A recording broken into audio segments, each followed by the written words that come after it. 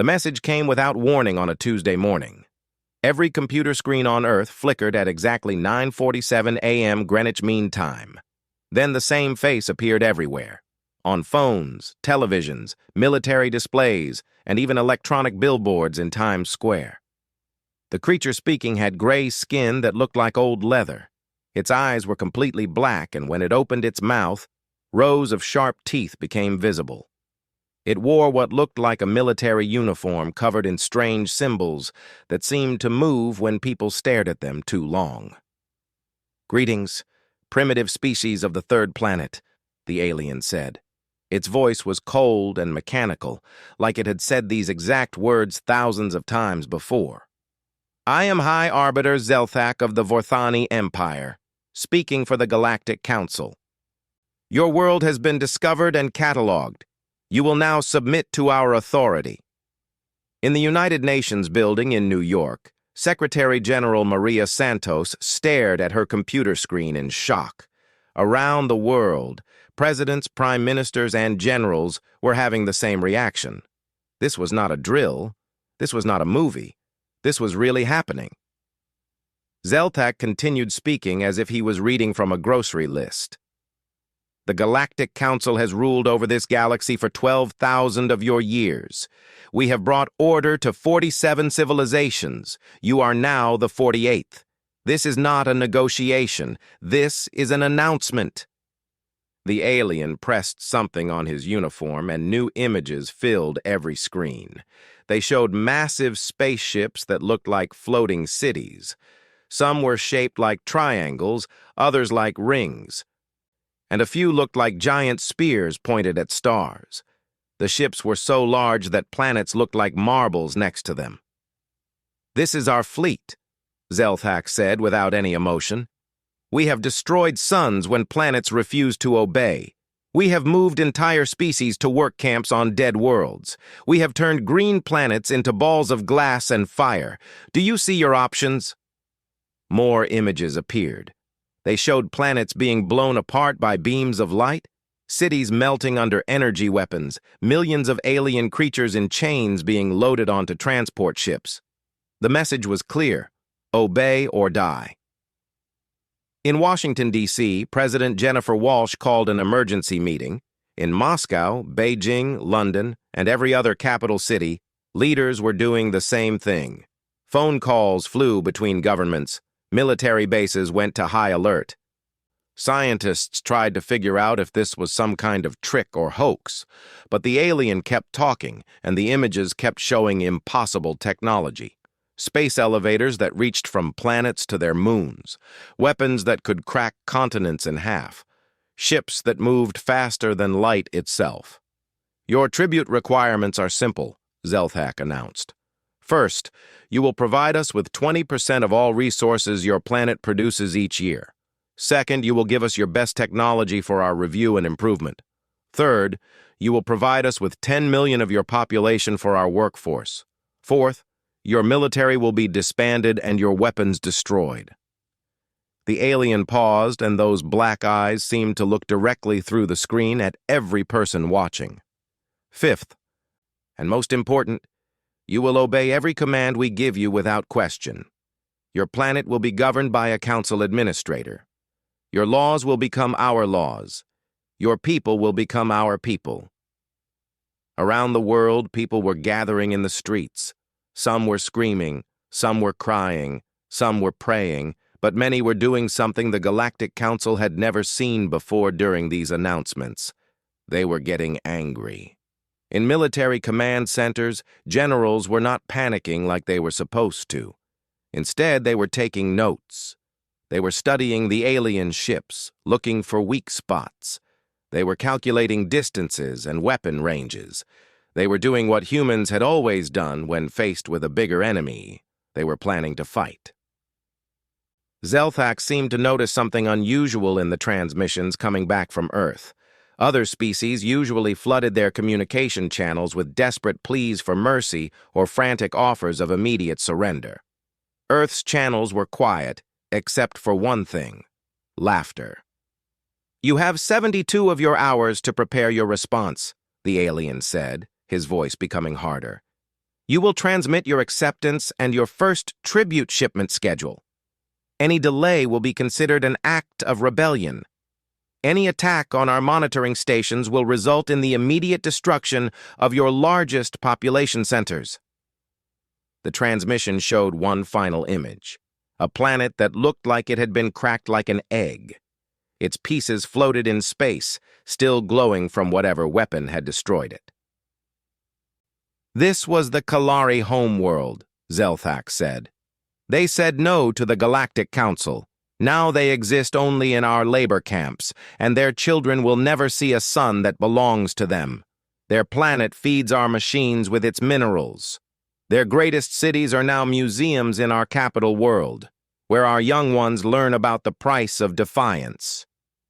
The transmission ended as suddenly as it had started. Every screen on Earth went back to normal. But nothing would ever be normal again. In the silence that followed, something remarkable happened. Instead of the mass panic and immediate surrender that had happened on 47 other worlds, Earth began to buzz with activity. Not the activity of a scared population preparing to give up, but the activity of a species that had just been challenged. Military leaders began making calls.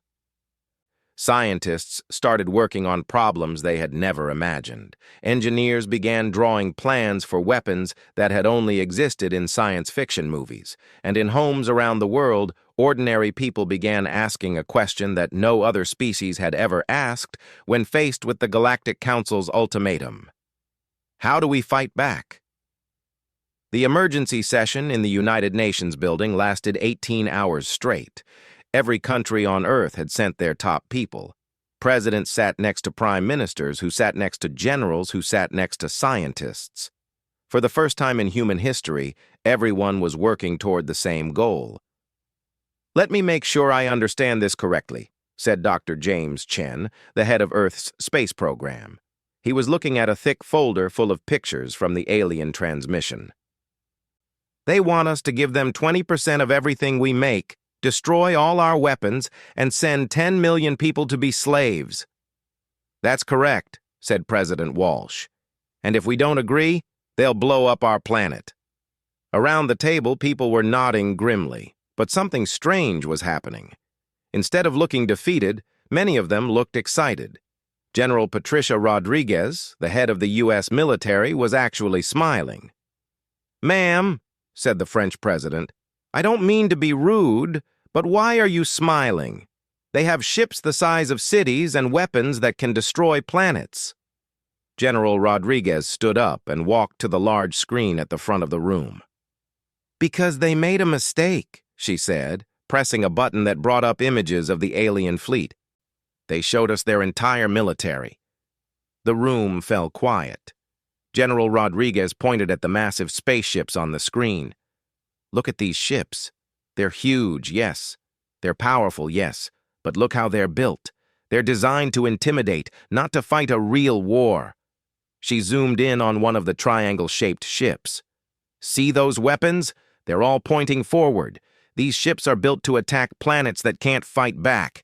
They're not built to fight an enemy that shoots back. Dr. Chen leaned forward. Are you saying their ships have weaknesses? I'm saying their ships have nothing but weaknesses, General Rodriguez replied.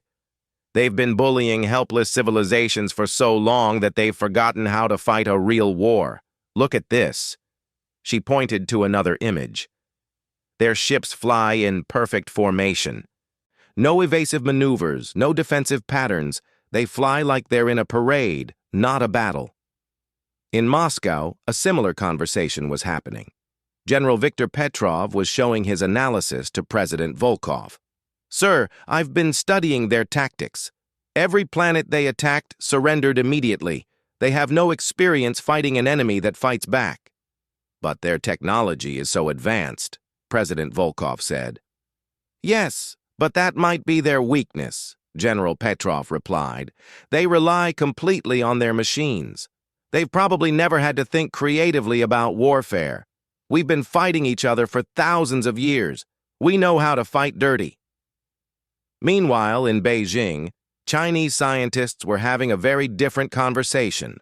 Dr. Li Wei was explaining something that had everyone excited. "The aliens made another mistake," she said. "When they showed us their technology, they also showed us how it works. Look at these energy signatures." She pointed to readings from the alien weapons. "Their power systems are incredibly advanced, but they're also incredibly complex." "What does that mean?" asked the Chinese premier. "It means they need a lot of infrastructure to keep their ships running," Dr. Li explained. "Our weapons are simple and reliable. Theirs are powerful but fragile. If we can disrupt their supply lines or damage their support systems, their ships become useless." Back at the UN, something unprecedented was happening. Countries that had been enemies for decades were sharing their most secret military technology. Russia was showing America their newest missiles. China was sharing their cyber warfare techniques with Europe. Israel was teaching everyone about defensive systems. "This is remarkable," said the British Prime Minister. "We've never cooperated like this before." "That's because we've never faced an enemy like this before," replied President Walsh. "This isn't about countries anymore. This is about species survival." But the most interesting discoveries were coming from ordinary people. Social media was exploding with ideas. Engineers were posting designs for new weapons. Hackers were analyzing the alien transmission signals. Even children were drawing pictures of ways to fight the aliens. In a small town in Kansas, a teenager named Mike Thompson posted a video that went viral in 6 hours. "So these aliens think they're tough," he said, standing in front of a map of the solar system. "But they don't know humans very well. We've been fighting each other since the beginning of time. We know every dirty trick. We know how to win when we're outnumbered." The video showed something that made alien monitoring stations very nervous. Mike wasn't scared. He was excited. And judging by the comments on his video, millions of other humans felt the same way. Dr. Sarah Martinez, a psychologist at Harvard, was studying the global reaction to the alien threat. What she found amazed her. "In every other crisis in human history, we've had at least some people who wanted to give up or run away," she told the UN committee. "This time is different. I can't find anyone who wants to surrender." "Why is that?" asked Secretary General Santos. "Because this is the first time in human history that we've all had the same enemy," Dr. Martinez replied. "We're not fighting each other anymore. We're fighting for our right to exist as a free species. And humans have never, ever accepted slavery willingly." On the space station orbiting Earth, astronaut Commander David Kim was watching the planet below. He could see the lights of cities around the world burning brighter than usual as people worked around the clock. Factories that had been quiet were now running at full speed. Military bases were buzzing with activity. "Control, this is the space station," he radioed to Houston. "I can see the whole planet from up here, and I've never seen anything like it. Every continent is lit up like Christmas. It looks like the whole world is getting ready for something big." "That's because we are, Dave," came the reply from Mission Control. "We're getting ready to show these aliens what happens when you threaten Earth." As the 60-hour mark approached, the Galactic Council's monitoring stations were reporting something they had never seen before. Instead of panic and desperation, Earth was showing unprecedented global unity. Instead of preparing for surrender, humans were preparing for war, and strangest of all, they seemed to be enjoying it. Social media was full of jokes about the aliens. News programs were treating the invasion threat like a sporting event. Children were playing games where they pretended to fight alien invaders. High Arbiter Zelthak reviewed the reports from his command ship. Something was very wrong. This was not how conquered species were supposed to behave. With 1 hour remaining before the deadline, leaders from every nation on Earth gathered in the UN building for the final vote. The room was packed with presidents, prime ministers, generals, and scientists. Outside, millions of people watched on screens around the world. Secretary General Santos stood at the podium with a simple piece of paper in her hand. "Ladies and gentlemen, we have spent 71 hours discussing our response to the Galactic Council's demand. Every nation has voted. Every voice has been heard. The decision is unanimous." She paused and looked around the room. Every face showed the same expression: determination. The United Nations Security Council, representing all 8 billion people on Earth, has agreed on our official response to the tribute demand. She held up the paper. On it was written just one word. Our response is no. The room erupted in applause. People were cheering, whistling, and stamping their feet. Outside, crowds around the world were celebrating like their team had just won the World Cup. But in the Galactic Council's monitoring station, High Arbiter Zelthak stared at his communication console in confusion. The translation computers were running the same analysis over and over, but they kept giving the same result. "Are you certain this translation is correct?" Zelthak asked his communications officer, a thin gray alien named Vex. "Yes, sir," Vex replied nervously. "The human response contains only one word in their primary language. It translates to negative or refusal in our language. They are saying no." Zelthak had conquered 47 worlds. He had received thousands of surrender documents, desperate pleas for mercy, and detailed tribute agreements. But he had never received a response that was just one word, and that word had never been no. "This must be a mistake," Zelthak said. "Contact them again. Demand a proper response. They must provide surrender terms and tribute schedules." The message went out immediately. "Your response is insufficient. Provide detailed surrender terms and tribute agreements immediately, or face immediate annihilation." The human reply came back in less than 5 minutes. This time it was longer, but not in the way Zelthak expected. The message contained the same word, no, but it was written in 847 different languages. There was no in English. Chinese, Spanish, Russian, Arabic, and hundreds of other Earth languages. There was no written in mathematical equations. There was no expressed in musical notes. There was even no performed as a dance and recorded on video. But it was still just no.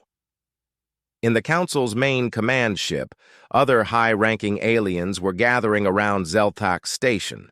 Word was spreading that something unprecedented was happening. "They can't just say no," said Admiral Krex, an insect-like creature from the Zephyri Empire. "No species has ever just said no. There must be more to their message." "There isn't," Vex reported, his voice shaking slightly. "The entire human response can be summarized as, we refuse, we will not submit, we will not pay tribute, we will not surrender." Admiral Krex's forearms began twitching, which was a sign of extreme agitation in his species. "This is impossible. Show me the footage of their leaders' meeting." The screen filled with images from the UN building. The aliens watched in growing alarm as they saw something they had never witnessed before: an entire planet's leadership agreeing to defy the Galactic Council. "Look at their body language," said Counselor Thane, a tall, pale alien who specialized in psychological warfare. "They're not showing fear. They're not showing desperation. They're showing excitement." It was true. In the footage, human leaders were smiling, laughing, and shaking hands like they had just made the best decision of their lives. Some were actually dancing. "Run a psychological analysis on their behavior patterns," Zelthak ordered. The computers worked for several minutes before producing a result that made everyone in the command center fall silent. According to the analysis, humans were exhibiting the behavioral patterns of a species that had just been presented with an exciting challenge, not a death threat. "This makes no sense," Admiral Krex said. "We've shown them our fleet. We've shown them what happens to planets that resist. We've demonstrated our power beyond any doubt. Why aren't they afraid?" On Earth, the same question was being asked in reverse. In the UN building, President Walsh was being interviewed by news reporters.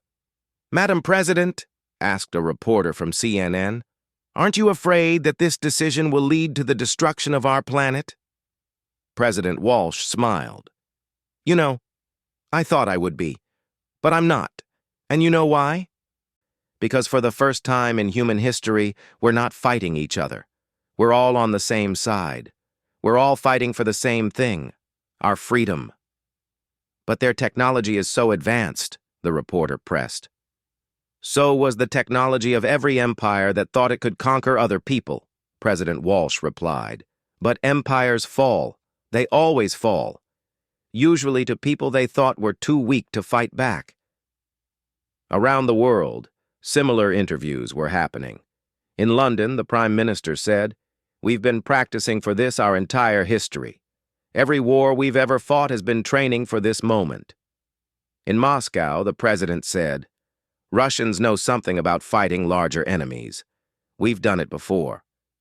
In Tokyo, the Prime Minister said, "We are ready to show these aliens what humans do when our backs are against the wall."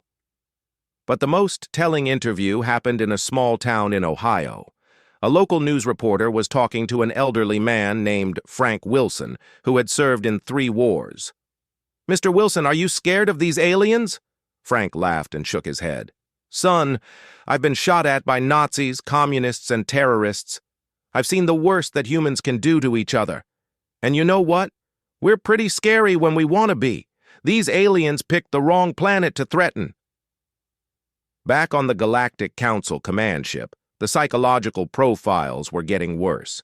The humans weren't just refusing to surrender. They were treating the invasion threat like a game.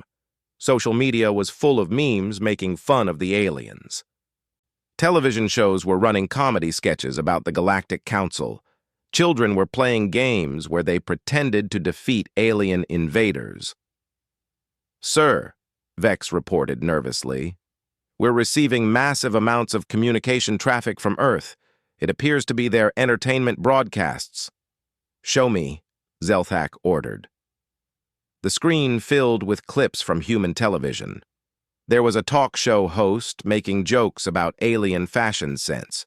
There was a cartoon showing tiny humans defeating giant aliens with slingshots.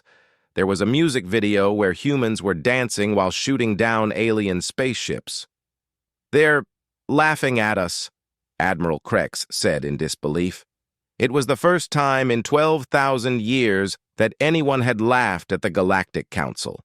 And as word spread through the alien fleet, something that had never happened before began to happen. The aliens began to feel afraid. In the great chamber of the Galactic Council, 47 alien leaders sat in emergency session. Each represented a different conquered species, now serving as administrators for the Council's empire. The chamber was filled with worried chittering, hissing, and other sounds of distress. High Arbiter Zelthak stood at the center podium, looking more uncomfortable than he had in centuries. "Fellow council members, we face an unprecedented situation. For the first time in our recorded history, a species has refused our tribute demand." "This is impossible," declared Vorthak the Ancient, whose species had been the first to join the council 12,000 years ago. "No species refuses. It has never happened. It cannot happen." "And yet it has happened," Zelthak replied grimly. "The humans of the 3rd planet have given us a one-word response: no." A wave of shocked sounds filled the chamber. Several council members had to use translation devices to make sure they had heard correctly. Admiral Krex raised one of his 4 arms. "Surely this is a mistake. Perhaps they misunderstood our message. No species is foolish enough to defy us after seeing our demonstrations of power." "That's what we thought," said Zelthak, "but our intelligence reports are disturbing." He gestured to the main screen, which showed live footage from Earth. The aliens watched in growing alarm as the images revealed something none of them had ever seen before. Instead of cowering populations or desperate evacuation attempts, Earth showed a planet mobilizing for war. Factories that had been building cars were now building weapons. Shipyards that had made ocean vessels were constructing spacecraft. Military bases were expanding at incredible speed. "How is this possible?" asked Counselor Thane. Their technology is primitive compared to ours. That's what we thought, Zelthak replied. But watch this. The screen showed footage of human weapons testing. Rockets were launching from multiple locations. Energy weapons were being fired at test targets. Most disturbing of all, humans were cheering and celebrating each successful test. They're treating preparation for war like a festival, observed Vorthok in horror. It gets worse, Zelthak continued. Our deep space monitors have detected unusual activity in their solar system. The screen changed to show tactical displays. They're not just building weapons on their planet, they're fortifying their entire star system. The display showed the asteroid belt between the fourth and fifth planets. What had once been floating rocks was now a maze of hidden bases and weapon platforms. The humans' moon, which the Council had dismissed as a useless rock, was now bristling with defensive installations. They've turned their entire solar system into a fortress, Admiral Kreck said in disbelief. In just 72 hours. How is such rapid construction possible? Demanded another council member. Dr. Zelian, the council's chief scientist, stepped forward. We've analyzed their industrial capacity. These humans have something we've never encountered before. They've been practicing warfare their entire existence. Their factories can switch from making civilian goods to military equipment overnight because they've done it many times before. The chamber fell silent as the implications sank in. Are you saying, Vorthak asked slowly, that they've been preparing for this their entire history? Worse, Dr. Zelian replied. They've been preparing by fighting each other. Our psychological analysis shows that humans have never known peace. They've been in a constant state of warfare for thousands of years. What we thought was primitive barbarism was actually military training. Zelthak called up more footage from Earth. Look at their behavior patterns. When we show other species our fleet, they despair. When we showed humans our fleet, they started taking notes. They're studying our ships, looking for weaknesses. The screen showed human military analysts examining the alien transmission. Instead of fear, their faces showed intense concentration and excitement. This is their reaction to seeing our most powerful weapons, Zelthak continued. They're not intimidated. They're curious. They want to know how our technology works so they can defeat it. A new voice spoke from the back of the chamber. It was Kethvar, one of the oldest council members, whose species had ruled 100 star systems before joining the council. I have seen this before, Kethvar said quietly. Long ago, before the council, my people encountered a species like this. They refused to surrender. They fought with creativity and desperation. They turned every disadvantage into an advantage. What happened to them? Asked Zelthak. They won, Kethvar replied. They defeated us completely, destroyed our fleet, conquered our homeworld, and scattered us across the galaxy. We only survived by joining them and adopting their ways. That species became the foundation of what we now call the Galactic Council. The chamber erupted in shocked exclamations. Several council members demanded to know why this information had been kept secret. Because, Kethvar continued, we thought we had learned from that defeat. We thought we had become like them. But we were wrong. We became soft. We forgot what it means to fight for survival. These humans, they remember. Dr. Zelian brought up new data. Our latest intelligence reports confirm Kethvar's assessment. Human military doctrine is based on fighting superior enemies. They have strategies for defeating larger forces, more advanced technology, and overwhelming odds. They call it asymmetric warfare, and they've perfected it over thousands of years. Show them the intercepted communications, Zelthak ordered grimly. The screen filled with translations of human military communications. The aliens listened in growing horror as human commanders discussed tactics that no civilized species would consider. They're planning to use their own planet as a weapon, Admiral Kreck said in shock. They want to lure our ships close so they can attack with hidden installations. That's not the worst part, Dr. Zelian said. They're broadcasting their preparations openly. They want us to see what they're doing. It's psychological warfare. They're trying to make us afraid. That's ridiculous, scoffed Vorthak. The Galactic Council fears nothing. But even as he said it, Vorthak's voice trembled slightly. Around the chamber, other council members were showing signs of stress. Some were fidgeting with their communication devices. Others were checking and rechecking the fleet positions. Zelthok brought up one final piece of intelligence. This is the most disturbing report of all. Our xenology experts have completed their analysis of human culture. Every story they tell, every game they play, every movie they make has the same theme: underdogs defeating powerful enemies. So? Asked Admiral Krex. Don't you see? Zelthak replied. This isn't just their military doctrine. This is their fundamental belief system. They believe that being smaller and weaker makes them more likely to win, not less likely. They think our superior power is a disadvantage, not an advantage. The chamber fell completely silent as the full horror of the situation became clear. We've made a terrible mistake, Kethvar said quietly. We've challenged a species that loves to fight impossible odds. We've threatened a people who think being outnumbered makes them stronger. For the first time in 12,000 years, the Galactic Council was afraid. The Galactic Council's advance fleet dropped out of faster-than-light travel at the edge of Earth's solar system. Admiral Krex commanded 50 of the most powerful warships in the galaxy, each one capable of destroying a planet. It should have been a simple operation: arrive, destroy any resistance, and accept Earth's surrender. Instead, Admiral Krex found himself staring at his tactical display in complete confusion. "Report!" he ordered his sensor operator. "Sir, the human solar system is not what we expected," the operator replied nervously. "There are defensive installations everywhere. The asteroid belt has been completely militarized. Their moon appears to be one giant weapon platform. And, sir, they're broadcasting a message to us." "Put it on screen," Admiral Krex ordered.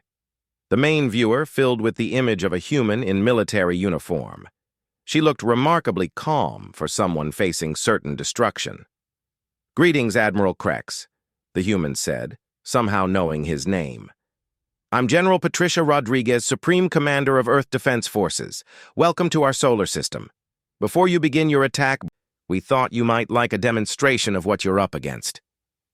Admiral Krex was about to order his weapons to fire when something impossible happened. A massive section of the asteroid belt simply vanished. Not destroyed, vanished. In its place appeared a structure so large that it dwarfed even the Council's biggest ships.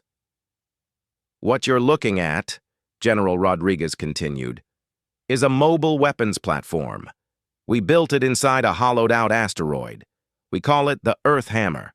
It's one of 50 we've placed throughout the system." The sensor operator's voice was barely a whisper.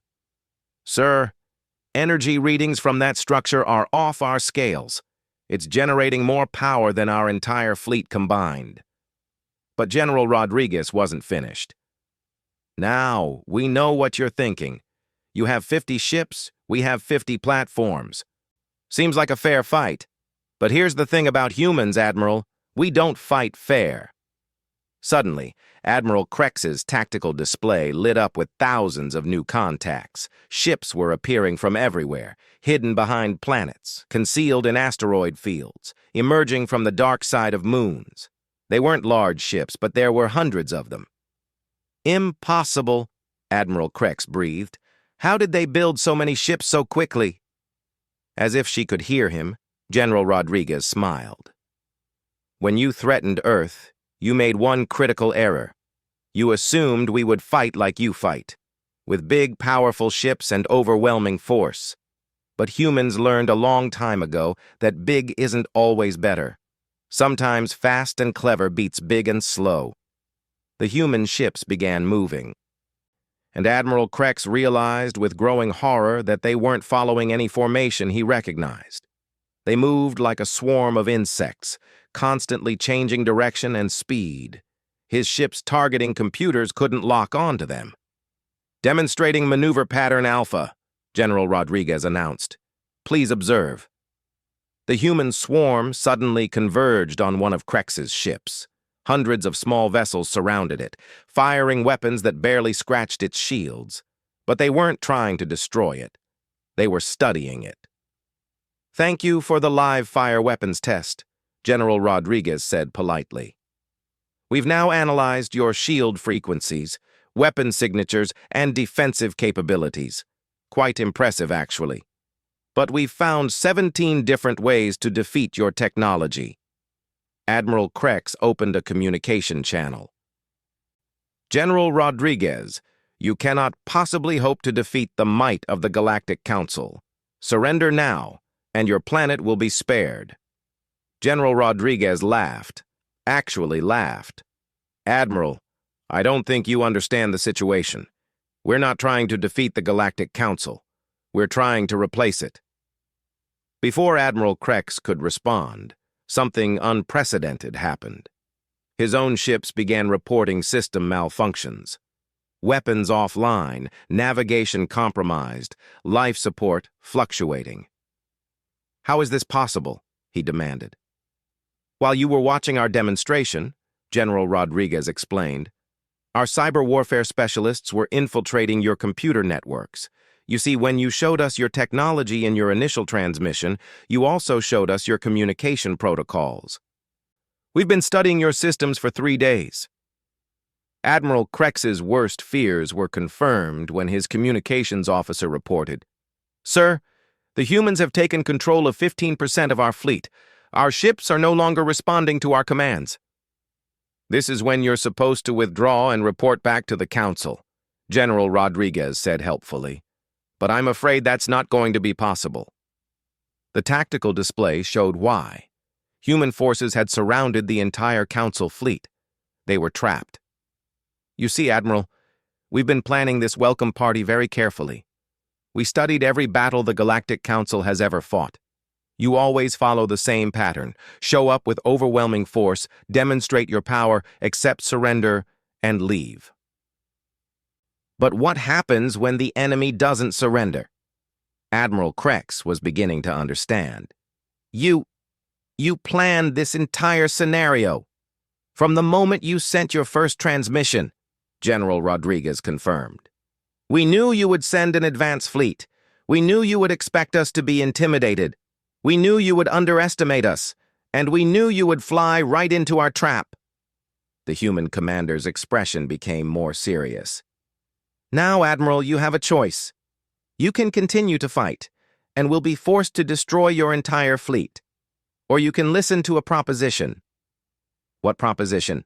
Admiral Krex asked, though he already suspected he wouldn't like the answer. "Join us," General Rodriguez said simply. "Earth is offering you and your crews asylum. We'll give you new ships, better weapons, and a chance to fight for freedom instead of oppression.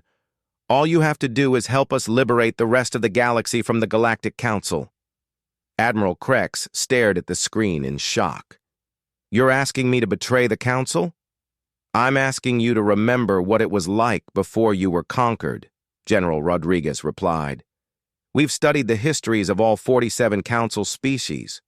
Every one of you was free before the Council arrived.